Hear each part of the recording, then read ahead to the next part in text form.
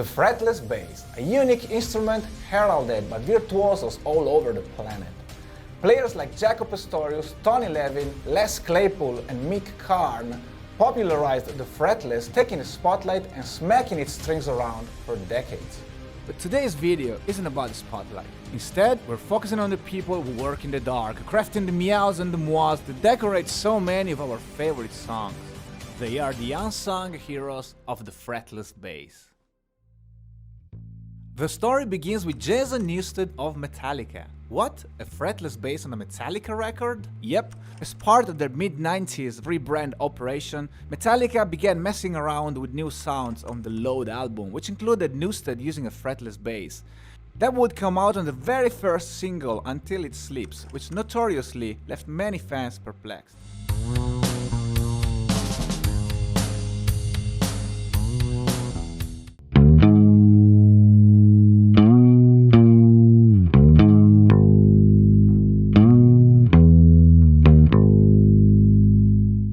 The bass line is right at the beginning of the song, in your face. As far as composition goes, there's not a lot to say, it just slides. But the tone is great and gives the song a really special vibe, so props to Jason for bringing that into Metallica. For the recording, Jason allegedly uses Zone Legacy fretless bass.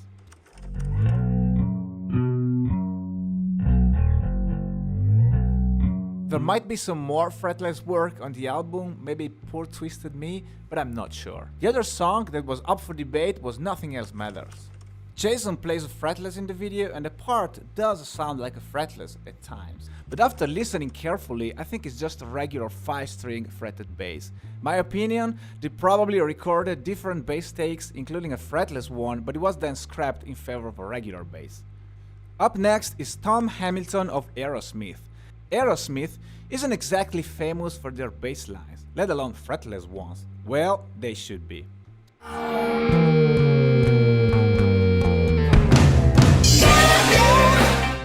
The 1997 release 9 Lives is loaded with amazing fretless bass lines. We was making love when you told me that you loved me. I thought, oh Cupid.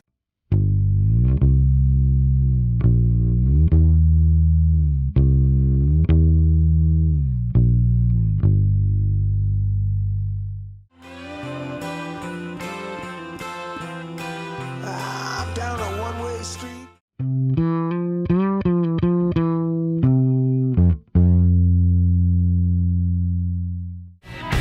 There's a needle in my arm.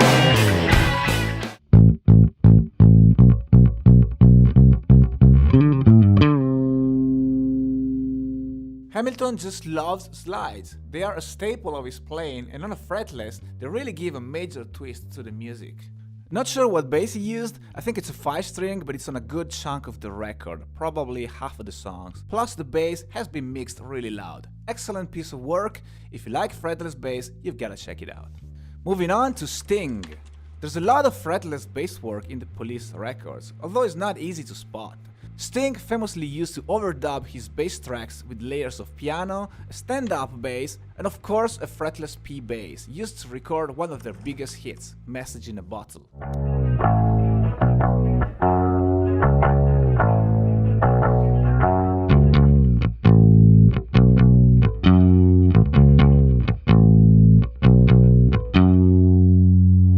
His minimal and subtle style of playing never makes it too obvious. Back then, Sting used a pick and a very percussive approach.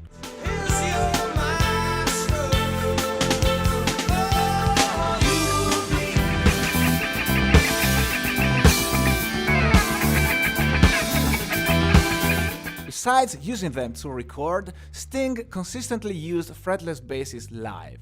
He bought his first fretless, a Fender Precision, right at the beginning of the Police first US tour. And in typical risk-taking fashion, he proceeded to play the same night for an entire set as CBGBs, without practicing beforehand. Like playing bass and singing lead isn't hard enough. If you played a fretless bass before, you know how hard it is just to get the right notes.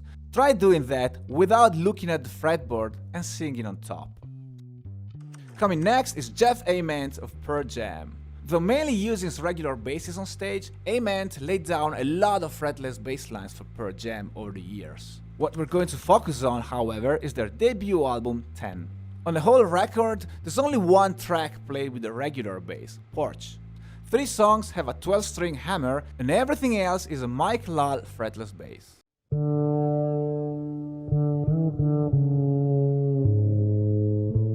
Often distorted, Ament's bass really brings a unique angle to Pearl Jam's Zeppelin-inspired early riffs.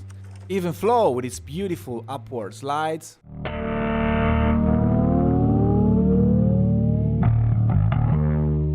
the melodic driving line of Alive,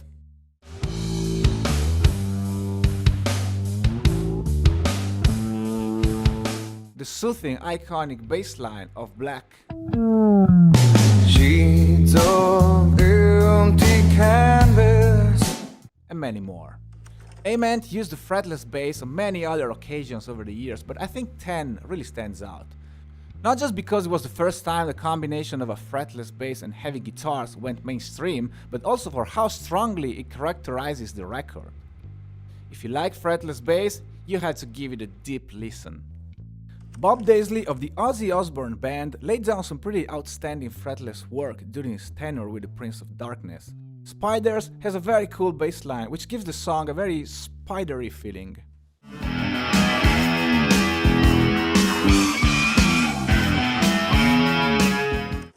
Other tracks include The Liar, a B-side from Miracle Man,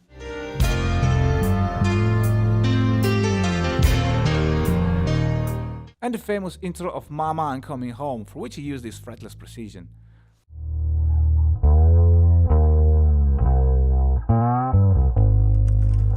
According to Daisley, there's more fretless on No More Tears, but it's hard to spot.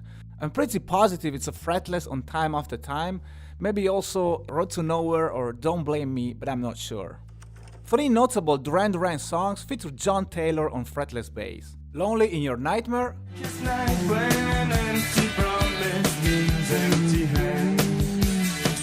Tiger Tiger,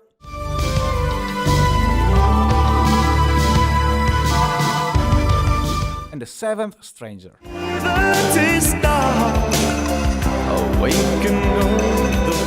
Next up, you probably already guessed, is Mark Sandman of Morphine.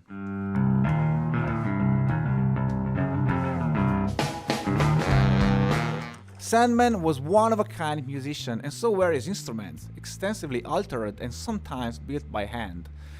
The sound of Morphine was pretty much based around his bass, mainly a fretless bass mounting 2 strings, tuned a fifth apart, and played with a slide most of the time.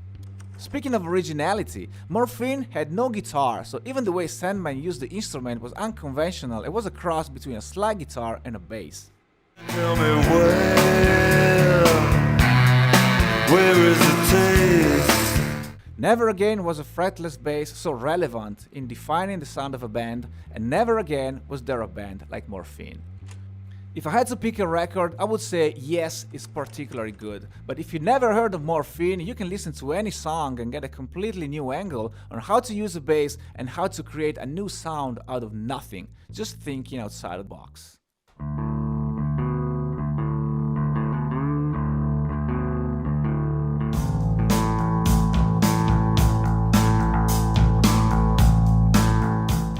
You may also want to give a listen to Fats by Thin Lizzy,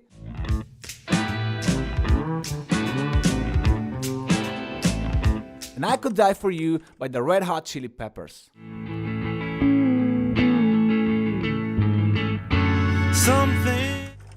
This video wouldn't be complete without mentioning Bill Wyman, the original bass player of the Rolling Stones, who is the guy credited for inventing the fretless bass. Wyman created a fretless bass guitar by removing the frets on a second-hand UK-built Dallas Tuxedo and played it with the Cliftons for the first time in 1961. He kept playing that bass for many years to come, so most of what you hear in the early Rolling Stones records is fretless. Wyman, however, played very simple bass, mostly going along with the guitars, so for the most part it doesn't make much of a difference, but I thought it deserved a place in this video anyway.